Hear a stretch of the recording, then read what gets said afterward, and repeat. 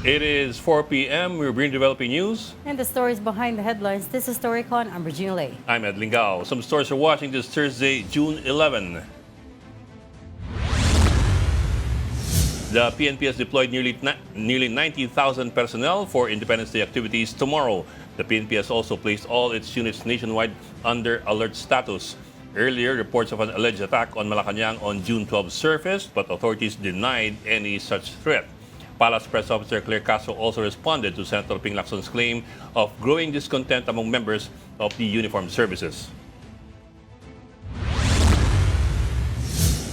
Ang sabi po mismo ng pamunuan ng AFP ay wala silang nakukuhang anumang detalye o impormasyon patungkol dito, pero syempre may ugong-ugong at ito naman din ay kanilang binabantayan. But as of now, ang miyembro po ng AFP ay nanatiling active, united at professional. At hindi po kinakailangan, according to AFP, ng loyalty check. Dahil alam po nila ang kanilang mandato para sa bayan at na naaayon sa konstitusyon.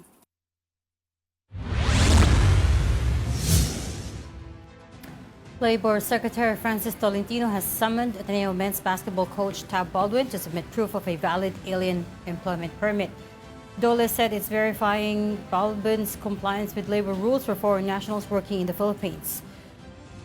Meantime, Philippine Sports Commission Chair Patrick Gregorio called on Baldwin to publicly address the drowning of student athletes Rene Baterbonia and Divine Adili. Gregorio questioned Baldwin's continued silence on the incident. And the camp of Baterbonia is also seeking an immigration lookout bulletin order against the Atenean coach to ensure that the investigation continues. Baldwin has been with the Blue Eagles since 2016. In related news, the NBI has created a task force to conduct a deeper probe into the deaths of Baterbonia and Adili. The NBI is looking into all angles, foul play, and lapses in safety measures during the team-building activity. At the Senate, Senators Bam Aquino and Robin Padilla are also seeking an inquiry into the deaths.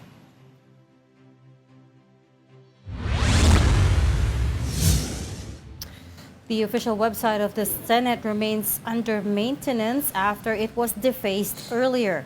A group identifying itself as NullSec Philippines claimed responsibility for the online vandalism. The group accused public officials of failing to uphold their duty to serve the Filipino people. It also called for greater transparency and accountability in governance. The Senate said it has contained the defacement and has launched an investigation into the incident. Based on initial assessment, the upper chamber said there's no indication that confidential or sensitive information was compromised.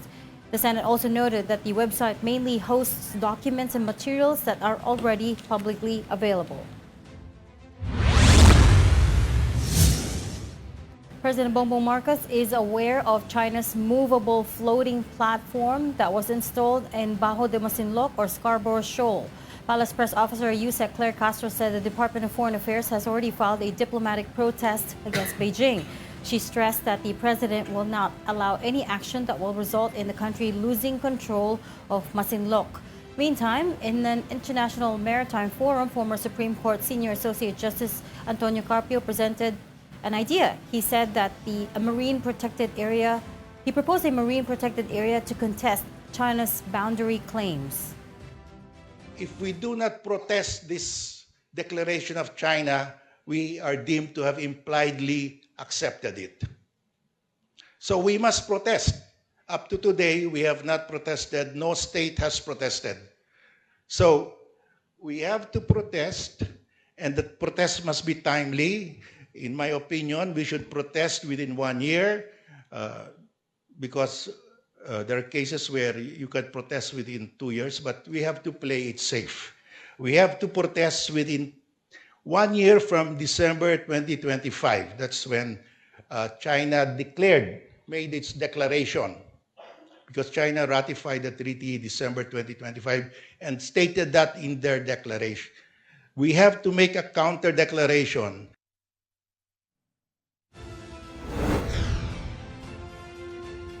Okay, is our guest already in? Yeah, I guess it's in. We don't have Ronald Llamas today, neither Ami Pamintuan of the Philippine Star. And let's go straight into our first guesting today. We're talking to Philippine Sports Commission Chairman Patrick Pato Gregorio. Good afternoon, sir. Welcome to Storycon. Sir, I think you're on mute. Magandang hapon po at thank you for inviting me, Storycon. Thank you for accepting on such short notice. Magandang hapon po. I mean, we covered your press conference yesterday, sir. So we have a good idea of what the PSC is doing. I should say, sorry, PSC is doing. But at this point, I first want to find out from you if you've spoken to anybody from Ateneo at all, and have you gotten any more clarity on what unfolded that tragic day? As of 4 p.m. today, wala pa po. Nagkita-kita lang kami kahapon with I saw the Ateneo team with some Ateneo officials during the wake in Arlington. Pero kamayan lang ho, wala talagang pinag-usapan. Kamayan lang, courtesy handshake lang ho with some members of the Ateneo team. Is that typical, sir? Or would you have expected something more immediate and something more urgent?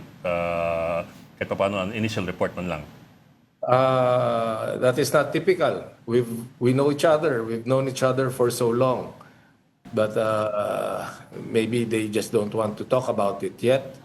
So I will respect that. But matagal na po itong kasong to, matagal na po itong problemang to. Buong bayan galit na. Buong bayan nagdadalamhati. Parang ang hirap kong tanggapin na hanggang ngayon wala silang sinasabi. Narinig ko sa news just a few minutes ago that they have decided to put Tab Baldwin and Epoch Quimpo on official leave. I don't think that answers the question of millions of Filipinos. A leave, it's on leave. Ang tanong nga ho, nasaan kayo? Nasaan kayo? Magsalita kayo. Bakit on leave? Yan ho, hindi ko lang sariling pananaw yan. I'm just echoing the voices and the questions of millions of Filipinos. And naku, natatanggap ko yan sa mga text messages, natatanggap ko yan sa mga tanong sa akin na sa akin Chairman, maraming salamat at tinanong mo yan. Dahil yan ang tinatanong ng milyon-milyong Pilipino. And bilang chairman ho ng PSC, karapatan po natin yan at trabaho po natin yan na itanong yan. But unfortunately, the news is that they've gone on leave. Does that answer the concern and the issue? I don't think so. Yeah. Pero Chairman, iba rin po yung iba rin po yung implikasyon ng putting them on leave versus putting them on suspension. Those are, I suppose, two different things, and they put across two different messages. I agree. I am not a lawyer, pero tama ka. Ibang-iba yung linagay mo sa on leave at linagay mo on suspension. Ang sa aking simpleng pag-iisip, pag sinabi mo on leave, nagbakasyon pa. Opo. So, I'm sorry, meaning frustration is setting in.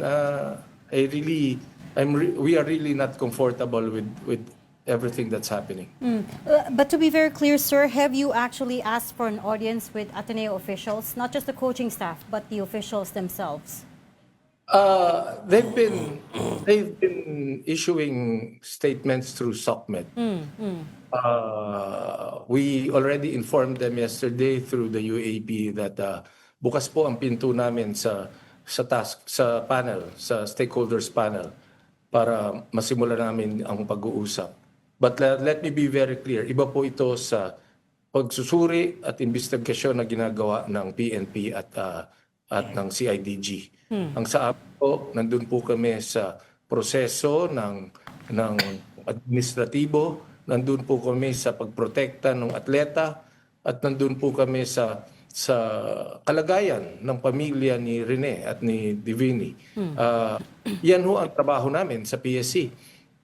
Malinaw po yan, athletes welfare. Pag hindi ho namin ginawa yan, ano ho yung kapakanan ano po yung kahihinatnan nito. So yes, it is getting to be so emotional and actually painful. And I really hope that we start convincing Ateneo and Tab Baldwin to show up. Actually, that was also where I was going. This multi-stakeholder body that the PSC is forming to do a fact-finding mission, what can it realistically do, given that there are several other investigations going on? You've got the NBI CIDG, you've got CHED, potentially as well other organizations that have jurisdiction over them looking into this. So what specifically do you think you guys can realistically do here? Dalawa lang po ang grupo. Yung grupo na nasa criminal investigation, yan po ang PNP CIDG. At yung grupo na nandun sa administrative at yung reforms. Kasama po namin ang CHED dyan. Hindi po okay. kami niwalay ni CHED. Ang CHED, DepEd, Philippine Sports Commission, members ng UAAP, Samaang Basketball ng Pilipinas, iisa po kami ron sa panel na yon. So, Okay. Liwanagin ko lang po yon. So, kami po, nandun po kami sa athletes welfare. Yung pagdurusa ng pamilya, yung nangyari sa atleta, sana hindi na maulit muli. Paano po natin patitibayin ang mga reforms tema to address this situation? Sir, may binigit kayo kanina, just to paraphrase you, ang tagal ng problema ito. I'm not sure exactly what you're referring to. Are you referring to itong nangyaring ito sa dalawang basketball player? Or are you referring to the reports na matagal nang ganito yung sistema ng training by a particular team? Which one is it? Kasi my next question would depend on your answer to that. Well, thank you for making that clarification. Ang ibig sabihin po, it is already Thursday. Okay. Nangyari po ito nung weekend pa. Monday. Apo. Alam ko po na dapat nakiramay tayo, pero alam ko po na ang dapat meron na po talagang nangyayari by now.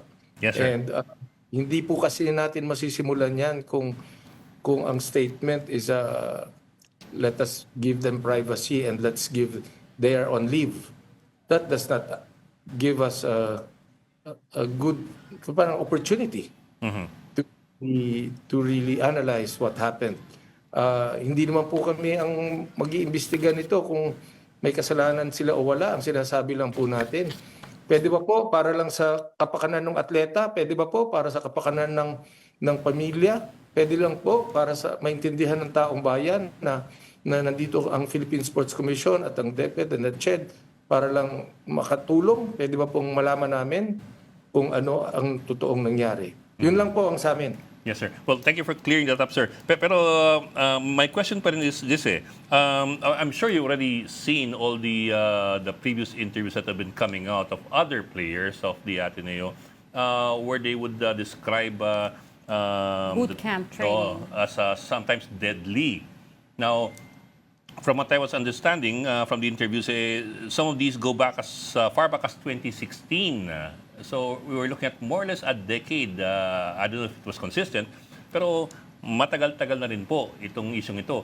I'm wondering lang if anybody had gotten wind of it even before, and it just got swept under the rug, or if this was a completely new and surprising thing for officers of the PSC.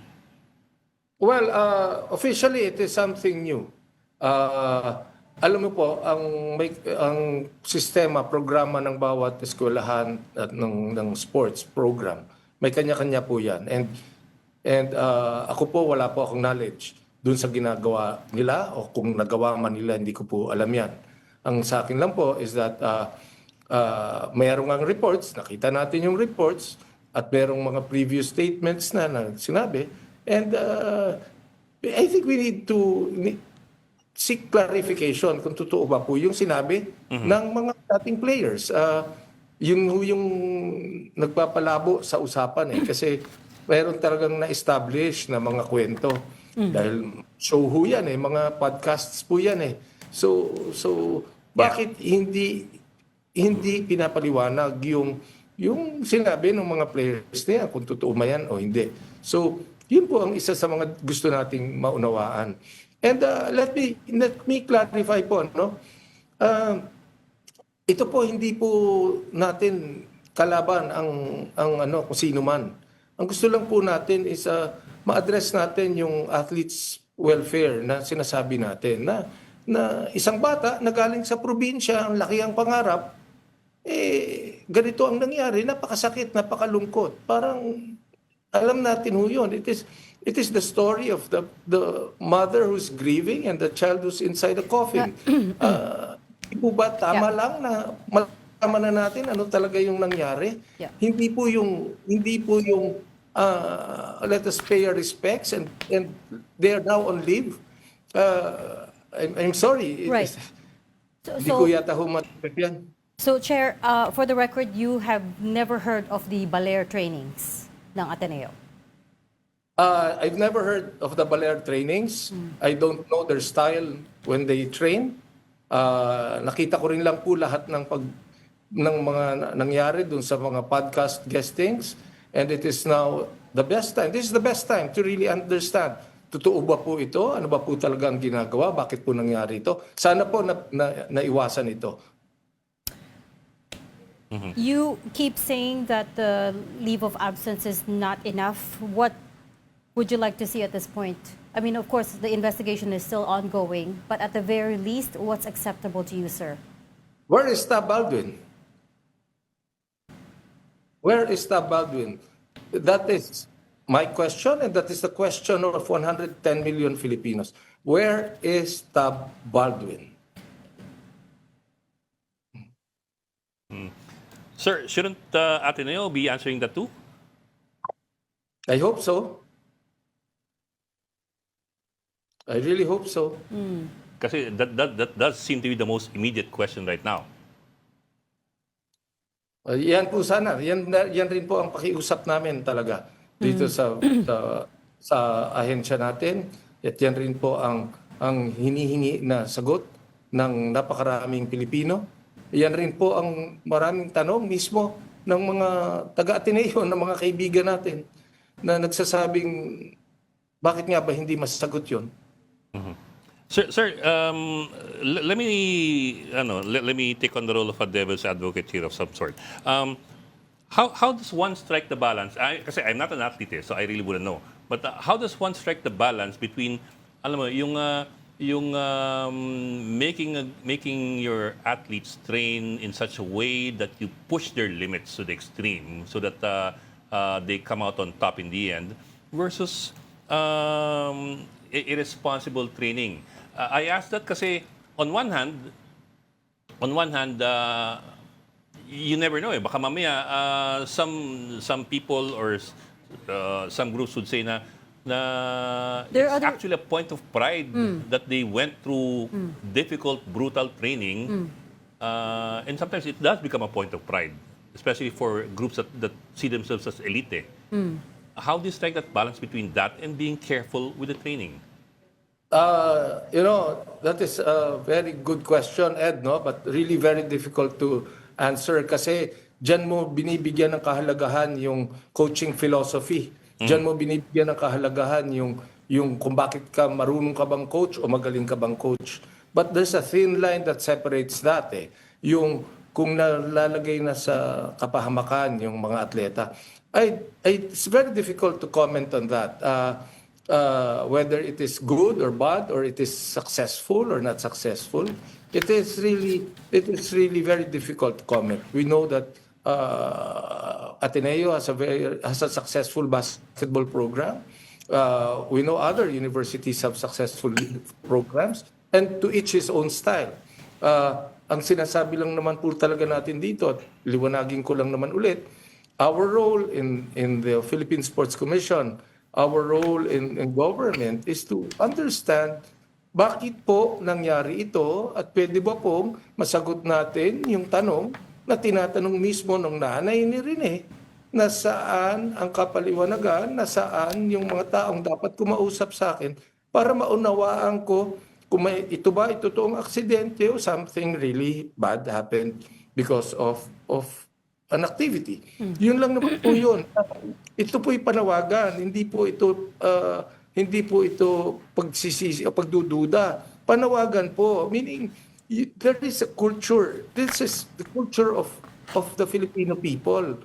Yung pakikiramay, bakit po wala? Bakit po wala yung pinaka-leader? Bakit wala? Yun lang ang sinasabi ko. And I just have to say it because athletes welfare ang pinaninindigan natin dito. We understand from the police that the head coach is in a state of shock, but not much more details from that. We're still trying to get more details as well. But in short, the PSC does not have any frameworks or guidelines in place as far as the training for the student athletes are concerned. Every school basically gets a free rein to design their own training system. Yes, kasi po galing yan sa mga elementary, may paliga na yan. Meron na pong high school tournaments, meron na aakyat na po yan sa palarong pambansa, aakyat na po yan sa collegiate level, and may kanya-kanyang training programs po yan. Pero pagdating po sa mga atleta, lalo na si Rene na nakapagsuot na ng national team uniform, nung na-represent niya yung during the Asian High School Games last year, athletes welfare na po yan. So, ang athletes welfare po means we have to take care not just of the athlete, but of the family. We have to take care of his future. We have to take care of his dreams. Yan po ang pinag-uusapan natin ngayon. At this point, let me just acknowledge the appearance of our resident political pundit. Ronald Llamas is also here on the show, sir. We're talking to Philippine Sports Commission Chair, Pato Gregorio. Magandang hapon po. May nabanggit po si Coach Yeng Giao na dapat yung mga ganyan training, lalo na sa tubig, dapat sa isang controlled area, like a swimming pool. Wala bang ganun mga rules, common rules ang mga sports groups, mga eskwelahan tungkol dito? Yeah, magandang hapon, Sir Ronald. Yes. Tama po, na-monitor ko rin yung statement ni Coach Yeng at naniniwala po ako rin sa kanyang reaksyon. Pero sa totoo lang po, wala po talagang guidelines pagdating sa ganyan. Kasi po, sabi ko nga, the program, pagalingan po ng programa yan, pagandahan po ng philosophy sa coaching yan. Ngayon po na nangyari ito, this is really a very sad incident. And I believe that what Coach Yeng Giao saying is correct, na dapat contained yung environment and dapat na-define yung limits ng training program. Sir, is it not really within the jurisdiction of the UAAP to sanction the team? I'm not talking about the player, the coach, the coaching staff, but the team itself. I mean, again, we monitored your press conference yesterday, and we know you said, well, there's nobody to suspend because the season hasn't started. But I did not say that, ma'am. Safety, yeah. I did not say that. Sorry, it was. I think it was it Rebo who said that? But in any case, Yes. yung safety of is it not within the jurisdiction of UAAP to sanction the team at this point? Because player safety, athlete safety is of course a big part of your mandate. Well, let me refresh the memory of people. Not just as a chairman of PSC, but as a basketball fan. The height of COVID, nagkasala po ang UST and UAAP made the decision to ban Coach Aldin, the coach of UST. They made that decision. So ako po, naniniwala po ako na patungo rin po ang UAAP sa ganyang pagsusuri. So it's still a possibility. Opo. And lastly, from me, sir, there was a little bit of criticism over the financial aid that was extended to the families of the victims. If I remember correctly, it was to the tune of 250,000. Is that correct? Well, thank you for asking that question. Yan po, athletes welfare. Every time po nung nagka-earthquake po sa Cebu, nung natabunan yung referees sa Cebu, nagbigay po ng tulong ang PSC dyan. Yung bata po na nagkaproblema nung palarong pambansa na namatay, nagbigay po ng tulong ang PSC dyan. Why do we have to criticize something that is part of our obligation as the Philippine Sports Commission? Sana po maintindihan ng mga kababayan natin yan. Yan po ang aming trabaho. Pag yung tulong po na yan, galing po yan sa tamang proseso, tamang patakaran. So, galing po yan sa puso namin. So, sana po wag na nilang pulaan yung tulong dahil kailangan talaga ng tulong ng pamilya. Nung yan po ay pinaabot ko sa nanay ni Rene, nagpasalamat po siya. Nagpasalamat po siya na sa tulong po ninyo. Yun lang naman po. So sana po sa pagkakataong to, and thank you very much na natanggap nila because ito pong mga to, pag tumulong po ang Philippine Sports Commission at ang gobyerno, wala naman nung strings attached dyan. Wala naman po kaming kinakailangang kasunduan sa ganyan. So, but thank you very much. I like that question because as a person, it feels very bad that as a leader, Philippine sports leader, the main support we have to give to our athletes nabibigyan pa ng masamang anggulo. So that's part of the standard package na of aid that you guys hand out every time there's a crisis. I guess some people were asking, why not more? Yun lang yun, sir. Sa akin, ma'am, maraming tutulong dyan. Marami pong tutulong dyan, sigurado ako. Ngayon, welcome po lahat ng tulong na bibigay natin sa pamilya. Ang sa amin po, yan po ang kaya namin sa Philippine Sports Commission. Hindi naman po ahensya ang Philippine Sports Commission. Kaya po, marami pong tutulong dyan, sure po ako. And kami, talagang buong puso po yan. So sana po, huwag na pong pulaan. Sa totoo lang po, if there is no support, they question. If there is support, they question. Yun nga po, sana na po, tanggapin po nila yan. Kasi mismo ang pamilya po, nagpasalamat na po sa amin. Yeah. Sa talagang pinagkaloob natin na talagang tulong, taus-pusong tulong po mula sa Philippine Sports Commission at sa gobyerno po. Sir, Sa abot ng aming makakaya. Fair point. That's a very fair point. Sir, yesterday as well, but I'm not sure if this came from you or from some of the other members of the panel. The training that the ATNIA students were going through was described as not typical, or something along that line. Not typical of the training regimen of the usual basketball players. I'm not sure exactly how that goes, and I'm not also sure exactly how much control or how much standardization there is when it comes to the training regimen. Kasi also yesterday there was some talk from the panel of the need to, draft better rules or clearer rules that would govern how the training could go to protect the players. Pero nga how far can you go as far as putting in protections for players and at the same time, pushing the envelope of their physical limits without going into something that could harm them? Related din doon yung tanong ko po kanina. Ano yung parameters? No? Halimbawa, kung ikukumpara nyo yan sa ibang mga sports teams, may parameters ba yan na hindi naman yan Navy SEAL training? No? It's a basketball game, a college basketball game. So, dapat merong parameters. These are young kids. Diba? Hindi sila Special Operations Group ng US Navy. So, ano yung parameters na yan? Na pag sumobra, lumampas, pwedeng tapikin naman sila ng mga katulad nyo na Sports Commission. And also, how far can you go in imposing such limits or such parameters?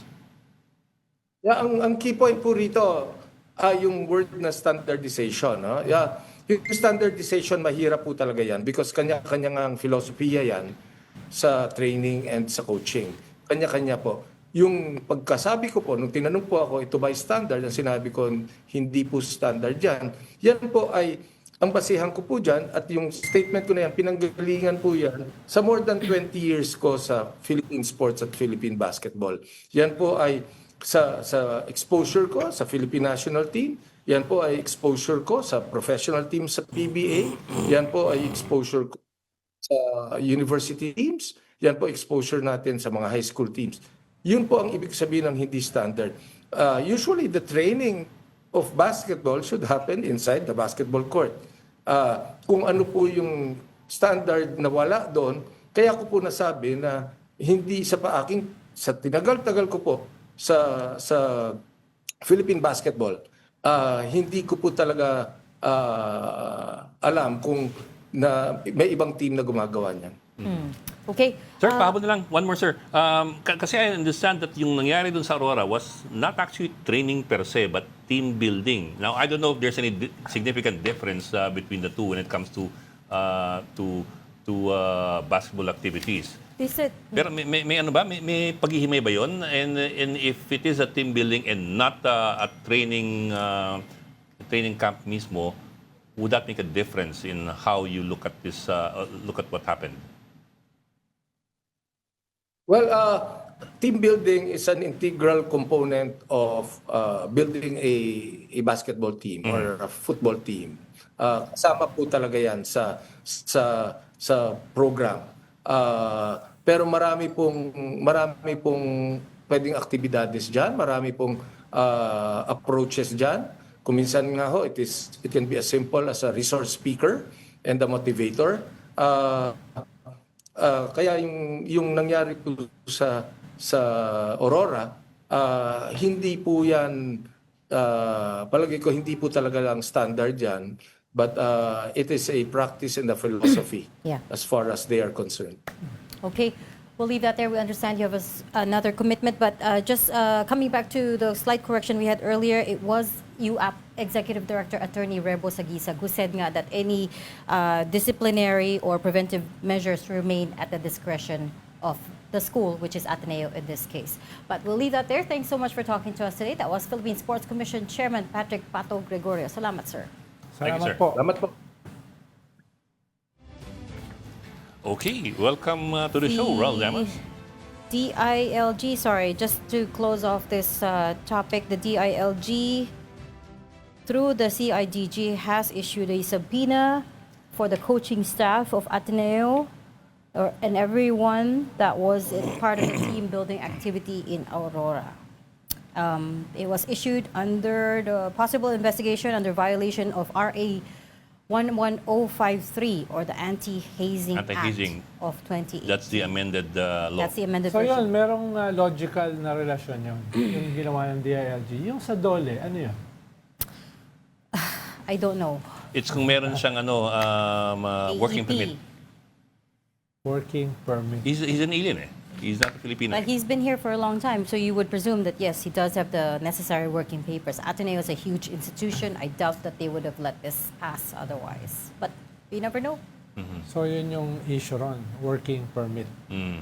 Oh, interesting yung amended anti-hazing law kasi it expands the definition of hazing. Hindi lang yan physical difficulties na pinapagdaanan, but that also includes humiliation, degradation, embarrassment of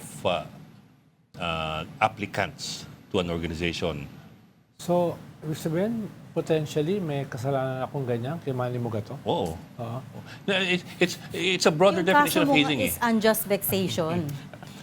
It broadened the definition of hazing, not just physical but also psychological. So hindi lang yung the typical paddling at yung binububog at inuupakan yung Well, I mean, we that don't know have, of. okay, Oh, the no. thing is, there's also a danger of going too far. We don't have to talk about yung humiliation bits, but there is a part there that covers acts imposed as a condition for submission into or continued membership in an organization. No, that's one of the primary conditions for it to fall under a hazing law. Correct. So even if there were none of the other conditions that you mentioned, if the physical suffering or injury or risk of harm is a condition for continued admission into or continued membership into a group, it could potentially fall under that. And that is the grounds for which the CIDG issued. And in the anti-hazing law, consent is not an excuse. You may even give a written consent, but that does not exempt. It's a tragic story all around, and unfortunately, it's day 4 of the tragedy. I think it's if it happened on the Monday, this would be day 4, day 3, day 4, and we have yet to hear from the leadership of Ateneo de Manila. That's what's apart from the social media posts, which doesn't tell you that much. So we've yet to hear from them on this matter and how they've taken control. So, final na yon, ang abogado ng pamilya ay si Torion at saka si Attorney Bondok. Sila yung Ano? pinadala ni Governor Kane ng Agusan del Sur. Oo. So it's not clear if sila talaga yung... You don't agree? Hindi naman. Wala lang. Just asking. Parang siyempre, kung yung dalawa, nagkakaroon ng political color, di ba? Yes, of course. Of course. May mga politiko na rin na dumalaw sa wake kagabi.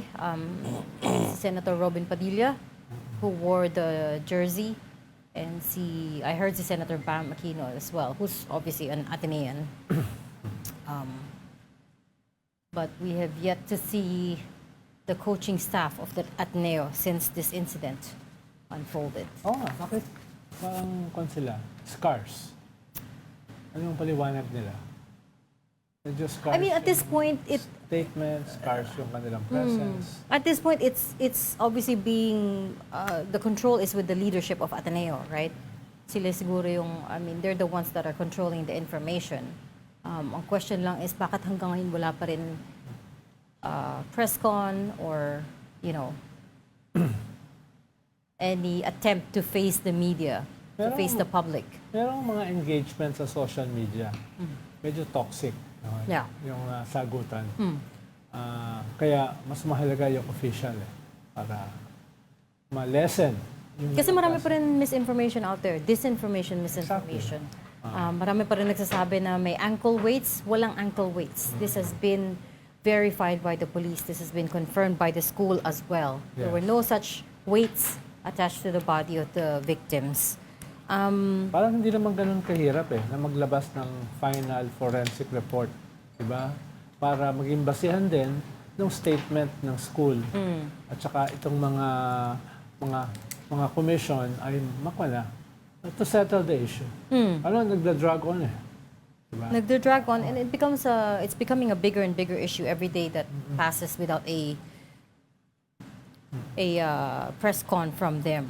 Pero mukhang may statement na yata ang Ateneo. Merong new statement that was issued today. I believe this is the 3rd statement that the school has issued through their Facebook profile. The biggest thing, I suppose, is that they have they themselves are conducting a fact-finding inquiry that will be thorough, that will be exhaustive, and they will try to reconstruct a transparent timeline of the event as well as review all athletic protocols. The statement, sir. Why don't we just read it? They said the team was engaged in a conditioning exercise in knee-deep water. So hindi pala this aligns with the eyewitness testimonies that the police shared with us. Knee-deep water near the shoreline when they were suddenly engulfed by massive waves and a powerful rip current. Okay, DOJ has received the request for an ILBO against Mr. Tomas Anthony Baldwin, or Tab Baldwin, Immigration Lookout Bulletin Order. The request will be evaluated on the basis of fully established facts and in accordance with the same objective standards applied to all requests received by the DOJ. But again, in ILBO is it's not a whole departure order kasi wala namang kaso . Yes. It's basically monitoring of people coming in and going out of the country. Or kaunting perwisyo Kaya, konti kung permission. ikaw lalabas ng bansa. Konting kulit. Okay. Tapos the CIDG subpoena, just to be clear, this is not mandatory.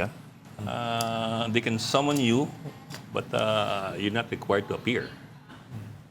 So what that means basically is that if you don't appear, then you waive your right to be heard as far as the CIDG is concerned. But they cannot compel you to go there. So iba yun eh. Kasi at this point nga, there's nothing yet with the courts. Yes. So yun lang. Just to manage expectations. Pero may paliwanag ba sila doon sa ILBO? Parang siyempre, meron silang reason para gawin yan. Kadikit nung kanilang pag-issue ng ILBO. Hindi, wala pang ILBO. I-evaluate pa lang ang ILBO ng DOJ. Nag-request na ng ILBO si Torion tsaka si Jimmy Bundok. Okay. Your favorite lawyers. Yes. So, Learn. nandun pa lang tayo. Learn Yun nga, sabi nga, the DOJ will assess it according to their objective standards that they use for all other requests for ILBO. But nga, then again, this is just an ILBO. It is not a whole departure order, just to be clear. Yes, it will still be evaluated on the basis of fully established facts. Pero bakit humingi? Yun ang sinasabi ko. Siyempre, pag humingi sila ng ILBO, meron silang ginagamit na dahilan. Ano yung sinama nilang dahilan for asking ang ILBO? For him to sila Torion, no? for supposedly for him to be able to explain what happened because he was the one in charge of the entire training regimen. So in other words, to see if to make sure that he's kahit paano here while they look into liabilities. Or Wala pa potential ba siyang liabilities. official na paliwanag? Para maging terms of reference. Wala pang I think official yun na paliwanag. Kahit nga si Pati Gregorio is saying na haven't heard anything. And that by this time, they should have said something already. Paano yung silence So it's a niya? point of conflict. Nagiging bahagi ng gulo eh. Yung silence niya. That's actually what's made this so much worse, the mishandling of it. As we said, day 4 na, and we really should have heard from the school administration and the management on Tuesday, the day after it happened, but until now, wala pa rin confirmation. Boys, we're still on air, boys. Yeah, I'm looking at the statement of Father Yap. Wala, yung statement today was from Father Bobby Yap, Yeah. the one that was posted on Facebook. The university is cooperating fully, transparently, and without reservation with all investigations being undertaken by national authorities and competent regulatory bodies. We ask our community for their continued prayers as we navigate this dark chapter. To preserve the total integrity, independence, and fairness of the investigation, and to ensure all participants can cooperate freely without any actual or perceived pressure, Head Coach Thomas Anthony Tab Baldwin and team manager Christopher Epo Kimpo have gone on leave. Yun ang sabi ni Pati Gregorio. Have gone on leave for the duration of the inquiry. That was also the point of Gregorio kanina. Na parang on leave is not exactly, Not quite enough. Pag sinabing inquiry, sino officially yung gumagawa niyan? Internal yun. So No. hindi- So there's three different tracks, right? There's the criminal investigation headed Yes. by NBI, PNP, CIDG. Then there's as Patrick Gregorio said, there's the administrative track, multi-stakeholder yon. That's UAAP, PSC, CHED, what's the other groups? Oo. Hindi ko sure if DepEd is included. Probably not because this is higher education. And then the third track is yung internal fact-finding that the Ateneo Board of Trustees commissioned. And they said that they will submit their findings to... They will submit their... Yeah. Okay. Still part of Father Bobby Yap's statement. Bobby Yap, of course, is the president of Ateneo. In our commitment to honor... let me fast forward. Based on what we have gathered from those present on Monday, 8 June 2026, the team was engaged in a conditioning exercise in knee-deep water near the shoreline when they were suddenly engulfed by massive waves and a powerful rip current. While most of the players managed to fight their way back to safety, Rene and Divine were pulled away. We state categorically to protect the dignity of our fallen players that no weights of any kind were used during this exercise. It is a tragedy all around. Okay, can we pivot? Yes.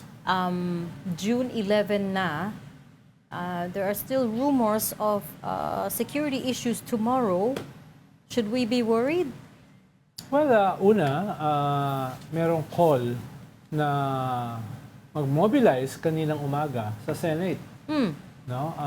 Hindi ko pa na-monitor kung ano nangyari doon. Kaninang call? Call nung grupo nila Alan Peter. Dahil meron yata Oh, silang- yes. meron yata Nakita ko silang, yun. Hearing. So, naglabas sila ng call na suportahan yung 18 Marines tapos 14 new witnesses. Kaninang umaga, 9 a.m. yung call. Hindi ko alam kung... Pero kahapon pa nila nangyari doon? kinancel yung hearing eh. I was talking to Menlos Baños last night eh. Yes, pero- They canceled it yesterday pa. Yes, pero nilabas nila yung memo kagabi. So, hinihintay ng mga tao what's happening. Pero yung mas tinitignan nila ngayong gabi. Kung merong mga bus na papunta rito, mobilizing yung mga supporters ni Marcoleta at saka ni Alan Peter. You mean INC? Oo. Potentially. Then kanyan. Then, ibig sabihin, may plano tomorrow. Pero for now, ay inoobserbahan pa lang kung may mangyayari. Paano, meron din kasing rally yung government sa Quirino Grandstand. At kung magsasalubong sila, This is the traditional June 12 Yes. Independence Day rally. Yes. I mean, do we call it a rally? celebration. Celebration, yeah. Celebration. So lahat ay nag-observe dahil nagsimula ito kay Senator Ping Lacson nung sinabi niya na may destabilization plots. Tapos sumunod diyan yung naging confrontation sa Senate na sumisigaw yung mga ralista na sunugin ang Kongreso, sunugin ang Malacanang. At nagkaroon nga ng skirmish Nakita mo, nagbatuhan, nagsuntukan. Habang ginagawa yung Blue Ribbon nila Alan Peter. Tapos ikatlo ay naglabas ng memo yung Senado na merong mga high security risk sa Senado. Doon nga nag-react si Alan Peter. Bakit hindi kami ni-inform? Bakit NBI ang pinapakinggan? No? Sabi naman nila Win Gatchalian ay yung NBI is only one of those na nakausap nila. Tapos ika-apat, nagtawag ng command conference si DILG Secretary John B. Today? Yeah. No, last Friday yata, o Thursday. No? Yung nasabi na regular command conference. Ang sabi niya, regular command conference. Ang sabi ng iba, katulad nila Montulfo, it's in reaction to sa possible mobilization sa June 12. No? So, nagdikit-dikit yan. Kaya medyo... So because oo. there are so many small events, small Yes. things, and nagdikit-dikit, as you said, it sounds like meron ngang Yes. mangyayari? Yes, it sounded like. Pero siyempre nga, may mga indications ka eh. Halimbawa, kaninang umaga, natuloy ba? Malaki ba? Mamayang gabi, may parating ba? Galing sa mga probinsya. Kung wala, hindi mangyayari yan. Pero, kung ako kasi ay isang destabilizer, flatter, pwede naman ako kikilos sa June 12 na alam ng lahat. Diba? Saka nakakita ng mutiny na ina-announce yung date. Sabi, kung flatter ako, gagawin ko yan sa isang araw na hindi kayo nakahanda. Diba? You mean hindi ka plotter? Isa-surprise ko na lang. Ako, observer lang ako eh. But that's if you're planning a coup d'etat Yes. or a mutiny. Yes. Not necessarily if you're just planning to be disruptive and hoping Cause that chaos. it rolls over into something bigger. Yes, pwede ka kasing gumawa ng mga build-up eh. Hindi yan yung main event, hindi yung main law. Pero mag-create ka na, di ba?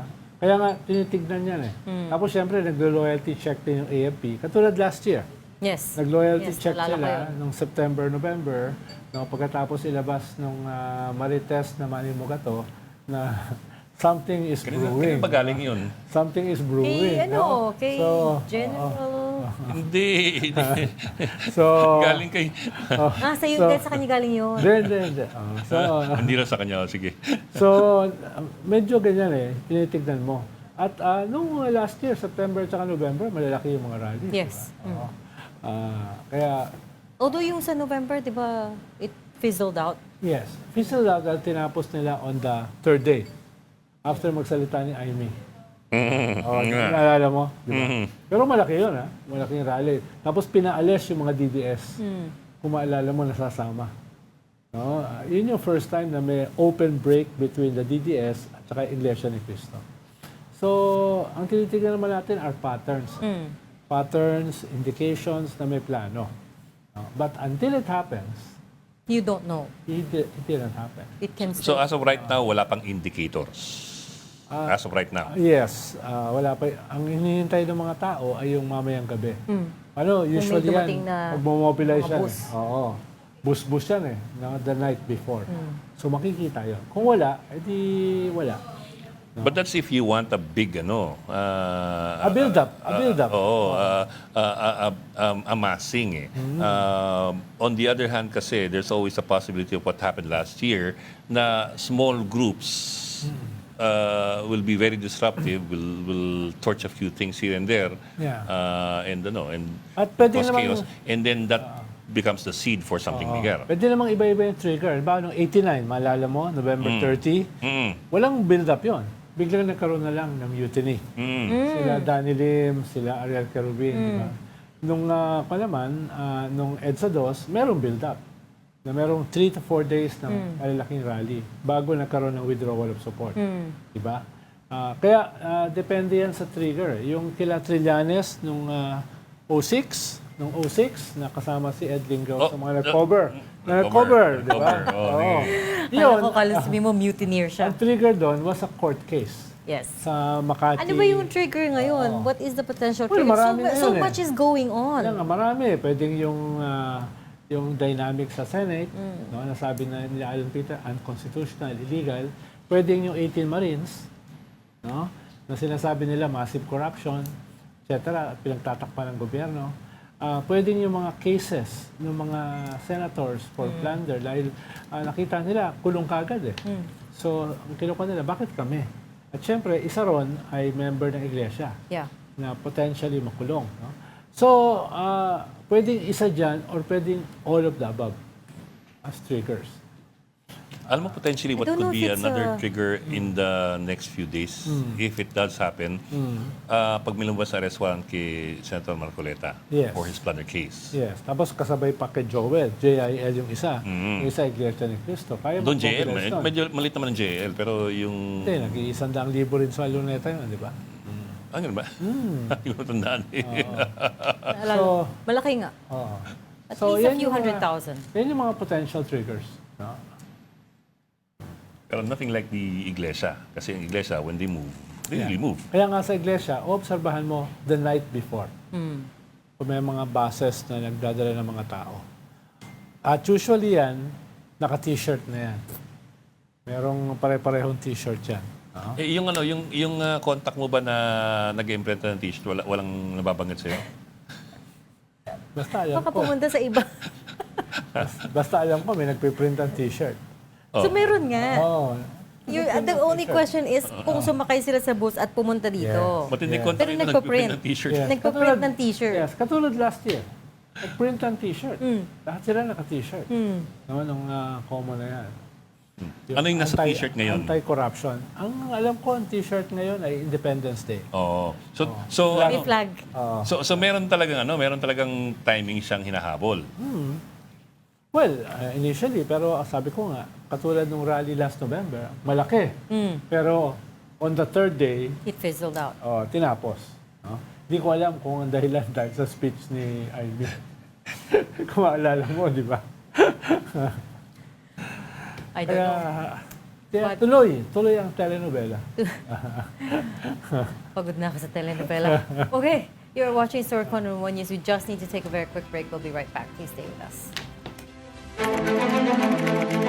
This is the Story Conference Group or the Storycon Group.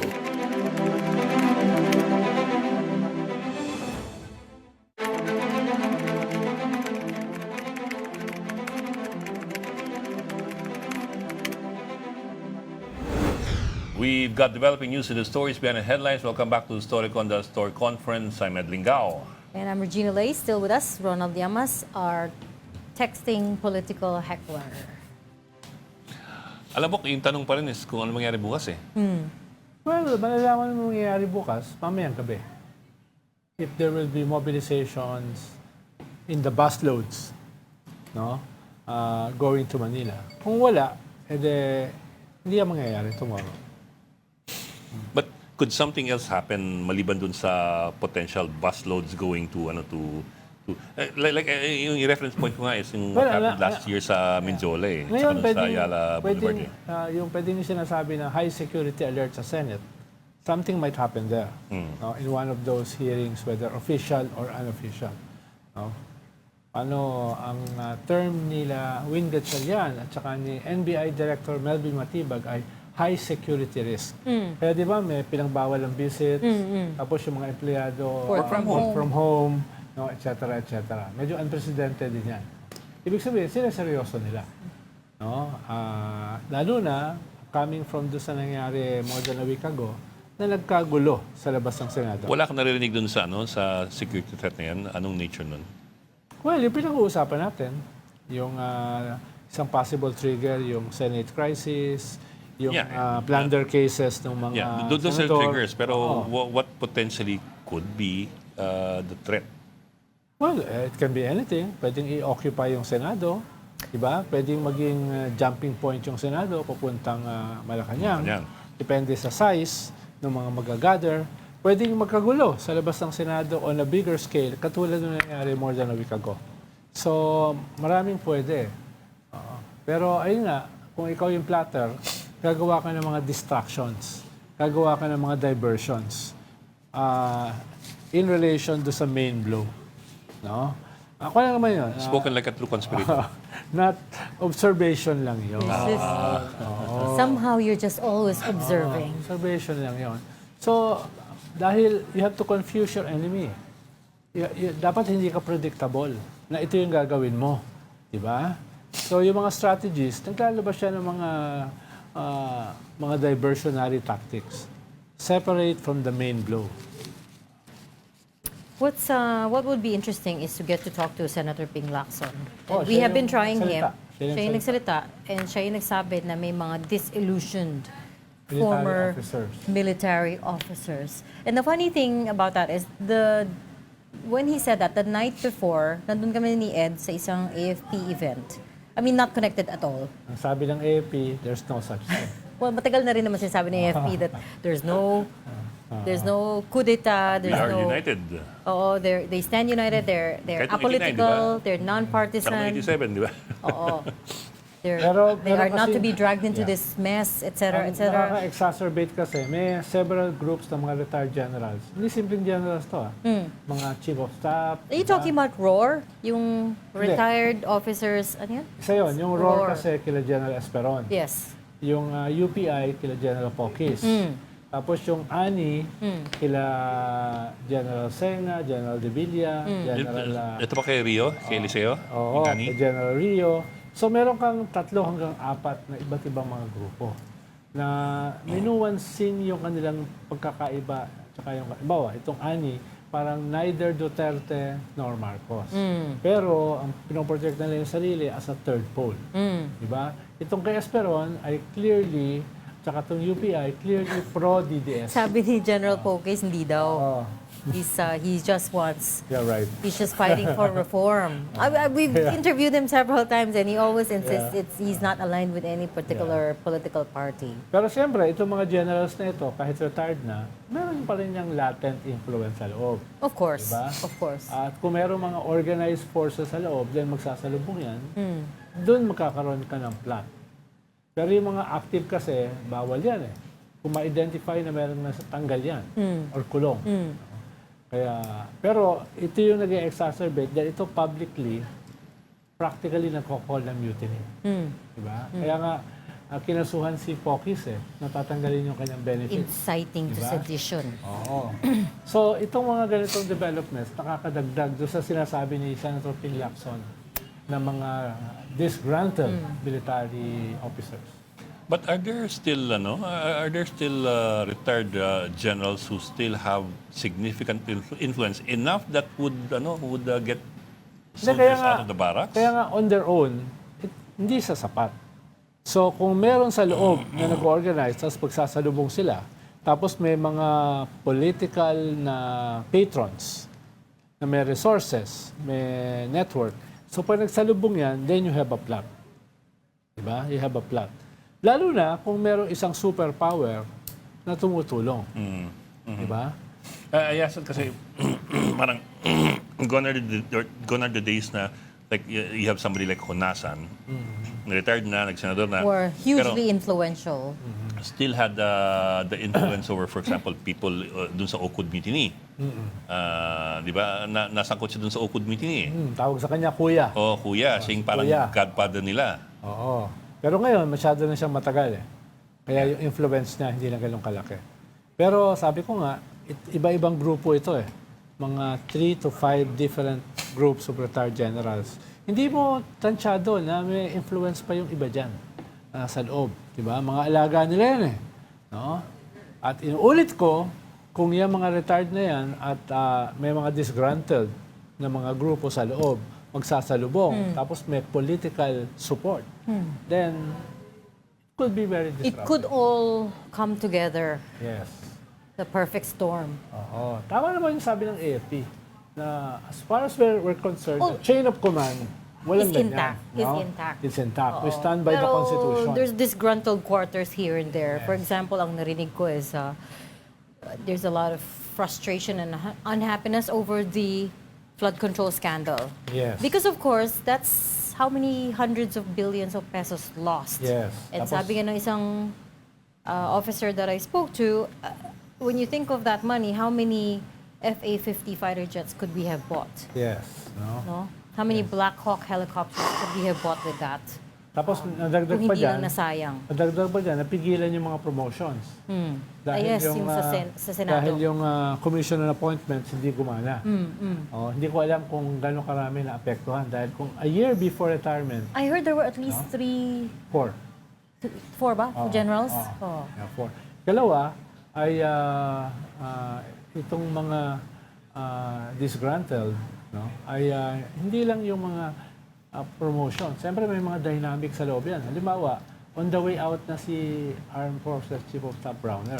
At siyempre may power struggle dyan kung sino papalit sa kanya. Halimbawa, yung chismis ko, merong isang tiga-Navy, no? At Hindi, chismis ko. tiga Air Force, at tiga Army, na siyempre gustong pumalit kay Browner. Tapos, Balita ko yung taga-Navy. oo. Yung taga Air Force, parang paborito ng high-ranking defense chief. Dahil si Gibo is Air Force, baby. Yes. So, may ganong klaseng dynamics ba? Kung naghalo-halo yan sa pot, no? Di ba? Pwede yan maging trigger. Tayo naman ay nag-observe lang. Potentially as well. Potentially pwede maging trigger. Hindi naman ako katulad ni Ed na sumasama sa mga ganyang mga adventures. Ikaw lang nag-organize. Ako lang nadadawit. Observer lang daw siya. Diba nakulong ka? Hindi ako Muntik na, Hindi muntik ako na. nakulong. Oo, muntik lang. Para lang akong palos. For which one is this? Manila Pen. Yung, okay. Muntik na makulong. Oh, may nagsabi kasi sa kanya na pumunta ron. Tapos Pumunta sabi mo, naman. don't you Tatanga-tanga, know pumunta. I'm the son of Mr. Linggaw? Pumunta. Buti na lang, nakatakas siya. No? Ganun. Hindi, kulong din Yun siya. tuloy si Ses na tuloy na na zip tie. Ayun. Oh, sorry, Manila Pen. 2007, no? 2007. 2006, di ba? Hindi, 2006 yung withdrawal Ah, support. yung Iba pa yung withdrawal support na 2007, kinanilin sa kay, pero kay maalala to. Miranda. 2007, nakakulong na sila Trillanes. No? Tapos sa Regional Trial Court, tumakas sila. 2006, ikaw yung nakulong. Medyo, pero nakalaya naman ako after 4 days. Pero mga Teka nga, for the mga record, convict. ilang beses ka na nakulong? Wala, konti lang. Wala naman akong record. May mugshot ka na? Paano Meron. unconstitutional? Pakita natin one day. Unconstitutional yung aking arrest, ha? I see. Unconstitutional, Ito yung ano. So says every Yung, perpetrator. yung David Llamas et al. Case. When is a Sige. state of emergency, emergency. constitutional or legal? Yun. You were fighting for It was a that. state of emergency ni Arroyo. David, si Randy David. Randy. David, oh. Yeah. Tsaka si Risa, di ba? Hindi siya nahuli nun. Kami lang ni Randy. Ano mas nahuli nun? Plus more than 80 others. Diba?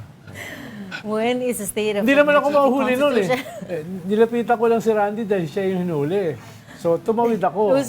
Oo, tumawid ako. Pinuntahan ko siya. Tapos- Nuhuli siya ni General Raduban. Oo. So, pumunta ako ron. Tapos nadawit ka lang. Saan dawit ako. Oh my Usually, hindi gosh. ako nagpapahuli ng buhay eh. So, ganyan. Tapos may dumating na polis. No? You're arrested under something, state of emergency. So, sabi ni Marvic Leonen, do you have a warrant? He was your lawyer back then? One of them. Okay. No? Tapos sabi niya, do you have a warrant? Sabi ng polis, wala. Pinakita sa kanya. Ano yung state of emergency? Ang nagpakita pa, yung abogado ng hinuli. Dahil yung mga polis wala. Hindi nila alam. Hindi nila alam, no? Tapos ang abogado namin sa Supreme Court, si UP Raul. Law Dean Raul Pangalaman, no? Na naging ICC. First time ko nakita si Ascuna at saka si Corona. Sila yung Supreme Court nun. With, Okay. Chief Justice Panganiban. Oo. Justice Puno, etc. Doon ko sila first time na-meet. Nung hinuli ako. At sabi ni Chief Justice Panganiban, one of the 5 landmark cases of the Supreme Court. Paano? Yun yung parang basis. When do you declare a state of emergency? When is it legal? So, it changed the definition. Yes. Bigay sila ng 3 conditions. State of lawlessness, invasion, at saka insurrection. Yun yung tatlong basis. Ang sabi ng Supreme Court, wala yung tatlo. So, dineklara nilang unconstitutional yung state of emergency at saka illegal Without the yung presence of the unarrest. 3 conditions. Yes, kaya pag magbabar exam ka, tatanong sa'yo yan. Alam ni ko niya. No? Kaya laya ka yan, laya. Learned. Kasi muntik na mahuli din. Learned. Hindi, iba naman yung kaso ko. Pero may mga slogans no, may mga streamers sa labas ng Kalingal. No? Free Randy David. Walang free Ronald Llamas. Keep Ronald. Hindi, nakalagay, keep Llamas. No? Sa inyo na lang si Llamas. Hindi talaga. May ganun. Keep Llamas? Oo, Ano ba yan? Pang-Alaska. Dahil Alaska doon ako. Dahil in-Alaska ako ng mga kakampi ko. Hindi ka naman na-hurt, Yeah. na-insulto. Masyado, gumuhuli. You're assuming na ina-Alaska ka lang. Baka they really wanted you to be kept there. Pakatawa yung streamer. Free Randy David, keep Llamas. Free Randy, keep Ronald.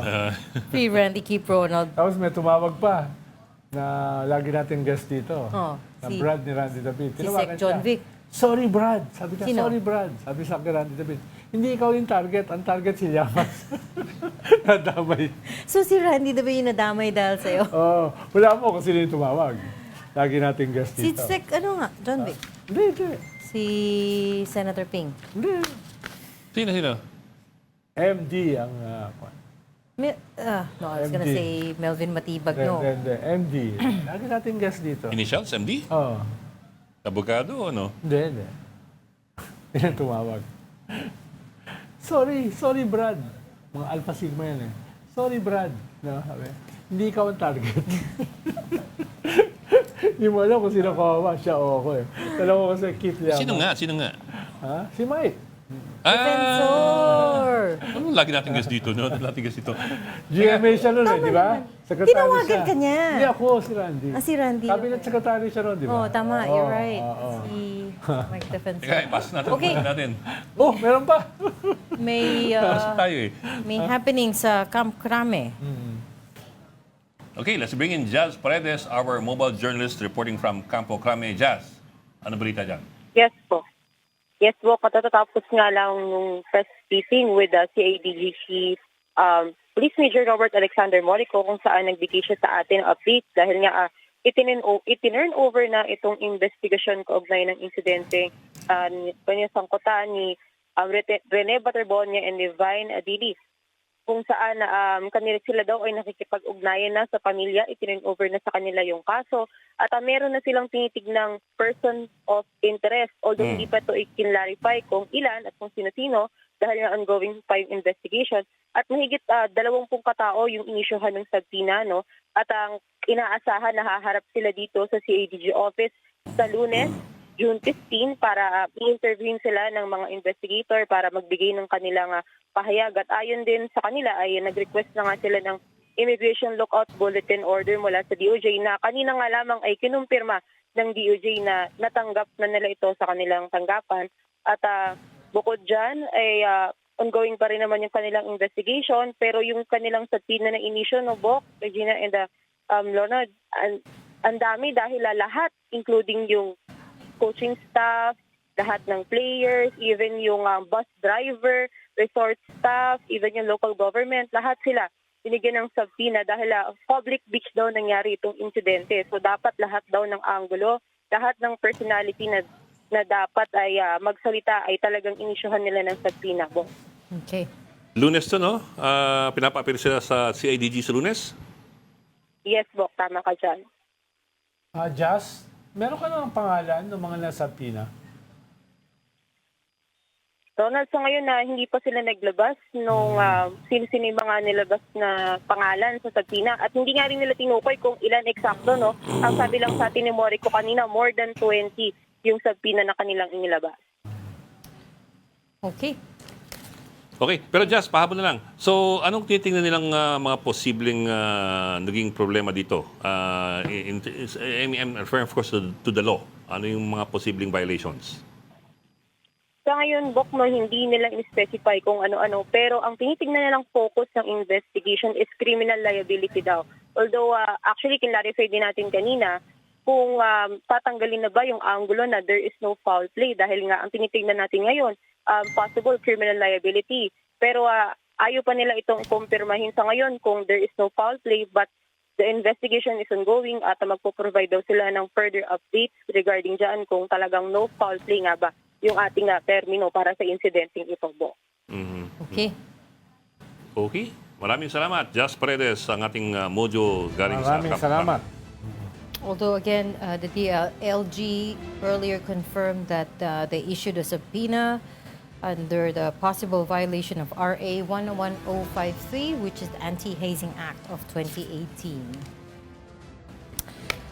Alam niyo possibly Article 365. Pwede rin Article 365 the Penal Code. But the question remains, asan na yung mugshot ni Ronald Llamas? Share mo naman. O ano? Ang ganun ka. I think a lot of people would pay to see that, no? Share mo ganun naman ba? yung mugshot mo. Mugshots. Ganun ka, ganun. The mugshots. Ganun. Okay. Okay ba sa'yo? Okay. Di pa uso nun yung ganyan. Alam mo, hindi pa bagay uso. sa'yo yung Di pa ganyan uso. mo. Yung ganyan pa, pwede, di ba? Yeah. Oo. Pero natatawa kasi ako, dahil nakakulong kami, pero nakabukas yung rehas. Tapos natetense yung mga pulis, dahil labas-masok kami nila Randy. Sa Camp Karingan. Bakit nakabukas? Ang daming tao eh. Na dumadalaw? Oo, dumadalaw. Ang mga Sobelde Ayala, di ba? Yung mga ganon. Mga, Alam mo, kung ako yung pulis, yung mga pulis na pumasok sa rehas, tapos sinara nila para hindi sila ginugulo ninyo. daming tao, no? Daming tao. Hindi dahil sa akin, dahil kay Randy. Daming tao dumadalaw, no? So doon sa... Punong-puno. Tapos yung iba may dalang pagkain. Siyempre, hindi naman yung makain. Bibigay namin sa mga pulis.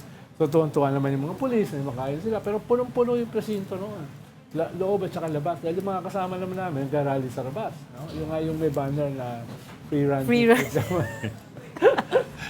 Dahil kasama mo Free Randy. dahil kasama Keep mo si Randy Ronald. David. Ngayon ako nakulong na. Labas-masok ako ng rehas, di ba? Imagine mo kung kasama mo Yung si... hindi ka nakapadlock yung gano'n, no? Hindi ka nakaganon, eh. Imagine mo kasama mo si Manny Mogato. Gano'n, no? Tapos dahil Friday noon, hindi kami nag-file ng bail. Para over the weekend, nakakulong kami.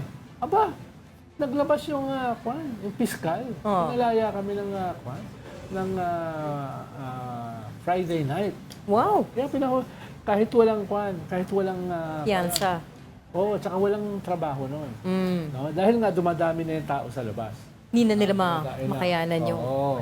Pero Nagiging threat to public safety na kayo. nalito sila. Pwede kasi nila ginawa, pinalaya si Randy, tapos pinatili ako nakakulong. Parehas na kami pinalaya. Inaantay namin hanggang Lunes, papadamihin namin yung tao eh. Ikaw talaga, you have so many enemies. Free Randy, keep Ronald. Sila ko nyo, Persis and Danya. Yung congressman. Ah, Ayaw nila sa homophobic. Nakatulad ni Bakit naman ako? nadamay na. Toxic masculinity. Damay namin Nadamay na naman si Ang hirap Okay, end na natin. Baka may madamay pa. Thank you for joining Storycon today. Ronald Llamas, our resident political pundit. Join us again tomorrow, 4 p.m. for Storycon. I'm Regina Lay. I'm Ed Lingao, kapatid. We are One News, all sides, all the time. Kaya ko sabihin, ex-convict. This is the Story Conference Group or the Storycon Group.